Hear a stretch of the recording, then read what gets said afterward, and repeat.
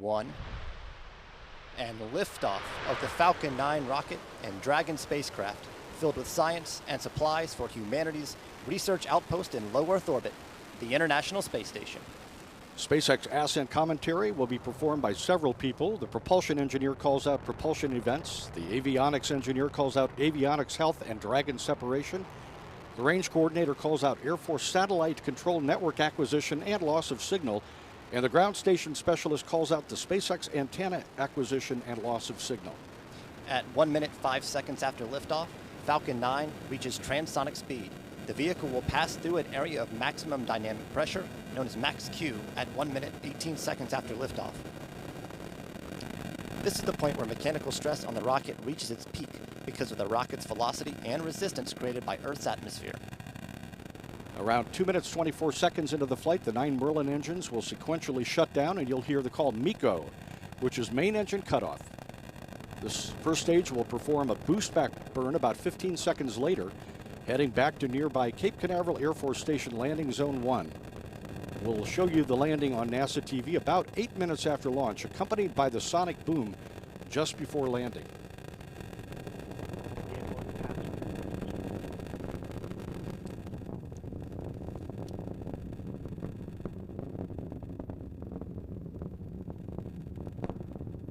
MVAC engine chill started.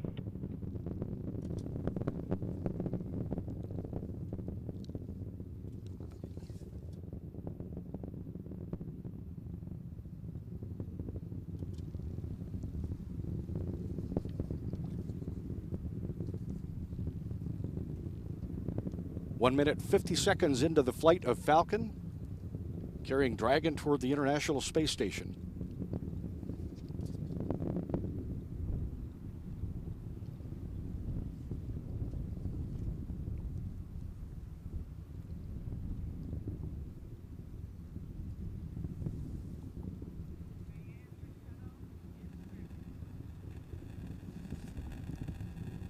Standing by for main engine cutoff. We have MECO. And we have MECO, main engine cutoff. All 9 Falcon 9 engines have shut down as planned. And the first and second stages have separated as planned. 7 seconds after separation, the second stage's single Merlin vacuum engine ignites to begin a 6.5 minute burn that brings Dragon into low Earth orbit. The engines produce 210,000 pounds of thrust. At 3 minutes 4 seconds into flight, Dragon's protective nose cone, which covers Dragon's berthing mechanism, will be jettisoned.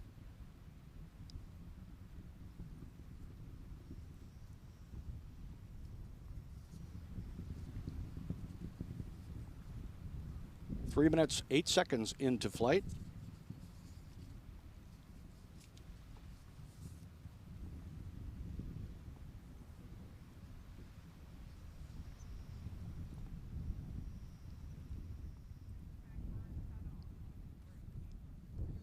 Boost back burn shut down.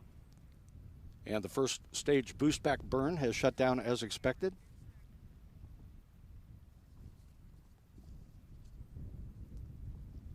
Second stage carrying Dragon continues on its way toward the International Space Station.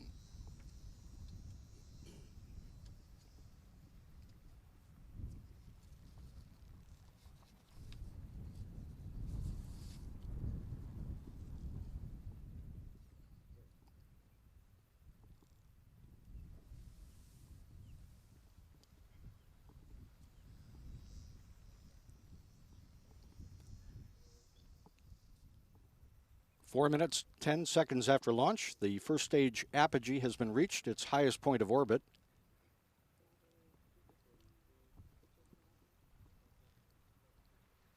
Everything continues normally with the second stage carrying Dragon. First stage entry burn is scheduled to begin 6 minutes, 23 seconds after launch, about 10:42 a.m.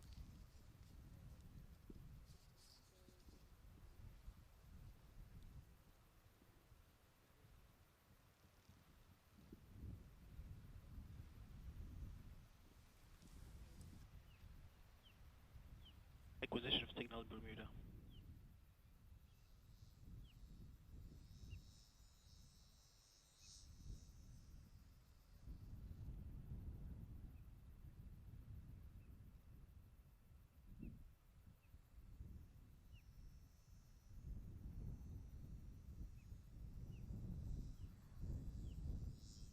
New Hampshire, acquisition of signal.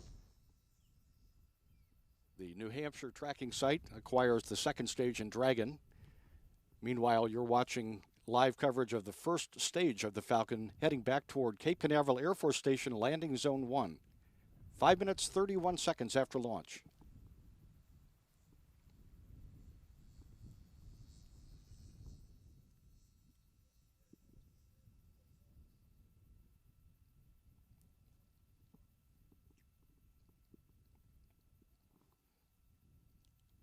About 30 seconds away from the first stage entry burn.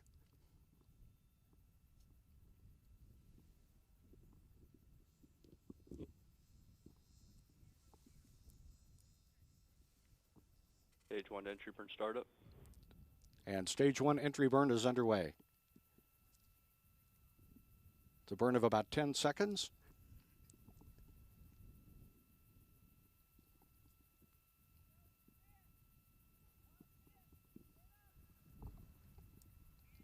Stage 1 entry burn shut down.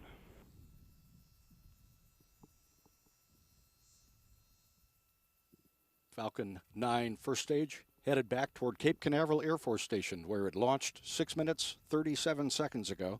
Stage 2 performance nominal. Everything going well with stage 2 carrying Dragon to the Stage 1 AFTS has saved. International Space Station.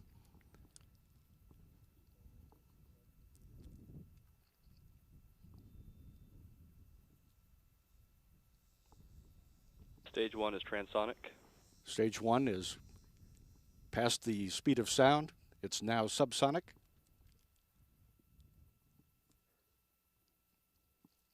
Landing burn startup. Landing burn underway. First stage landing legs will be deployed shortly.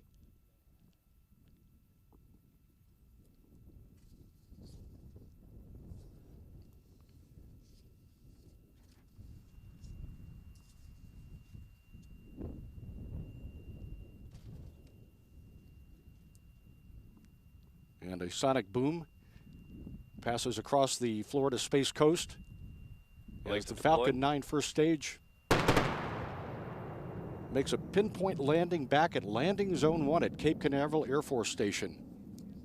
LZ1, the F9 has landed. Landing operators proceed to procedure 11.100, section 3 on LZ1 net.